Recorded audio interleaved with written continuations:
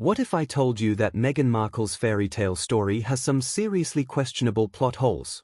And what if those holes lead straight to Prince Andrew? Stick around, because this rabbit hole goes deeper than you think. Hey everyone! Before we dive in, make sure you hit that subscribe button and ring the notification bell. Trust me, you won't want to miss what's coming. Today we're talking about Meghan Markle. You know her, the self-proclaimed feminist, the woman who married into the royal family and then burned it all down on Oprah's couch. But here's the thing, there's a story she doesn't want you to know. A story about mysterious trips, deleted Instagram posts, and some very interesting timing with a certain disgraced prince. So grab your tea, literally and figuratively, because we're about to spill some serious royal drama. Let's start with 2012. Picture this, Meghan Markle, barely a blip on Hollywood's radar, somehow ends up in Hong Kong. The official story? She was there promoting Suits. But here's where it gets weird. Suits wasn't even streaming internationally at the time. Meghan was literally the sixth name on the call sheet, that supporting character territory, folks. We're talking about someone who had maybe 5 lines per episode playing a paralegal. And get this, none of the other cast members were there. Not one. Not Patrick J. Adams, not Gabriel Macht, not Sarah Rafferty. Just Meghan. Alone. In Hong Kong.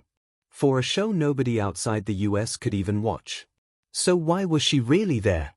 Why was a relatively unknown actress living it up in penthouses, sipping jasmine tea, and posting Instagram stories that have mysteriously vanished from the internet? But wait, it gets juicier. Guess who else was in Hong Kong at the exact same time?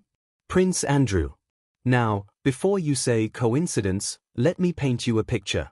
This is 2012 Andrew, the jet-setting face of UK trade and investment. The guy who partied harder than a college freshman with daddy's credit card. The same Andrew who would later become embroiled in the Jeffrey Epstein scandal. And somehow, someway, he and future royal Meghan Markle were in the same city at the same time.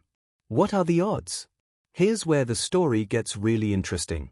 Enter Marcus Anderson, Meghan's fairy godfather and gatekeeper to London's elite social scene. In 2012, he became membership director at Soho House. Perfect timing, right? For those who don't know, Soho House isn't just a fancy club, it's where the rich and powerful go to network, party, and make deals away from prying eyes. It's like LinkedIn, but with better cocktails and worse secrets. Through Marcus, Meghan got access to this world. And guess what? Princess Eugenie was also orbiting this same social circle. She was living in New York, working for Alexander Gilks, who just happened to be married to Meghan's bestie, Misha Nonu.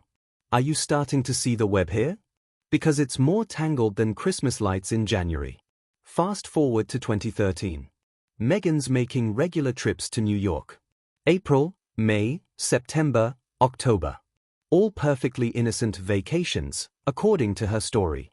But here's what's interesting, these weren't random getaways. These were strategic moves. She was building connections, climbing social ladders, and positioning herself in circles that would eventually lead her to Prince Harry. Now here's my favorite part. When Meghan finally had to address the Andrew connection, she claimed she didn't know who he was. She literally said she thought he was the Queen's assistant.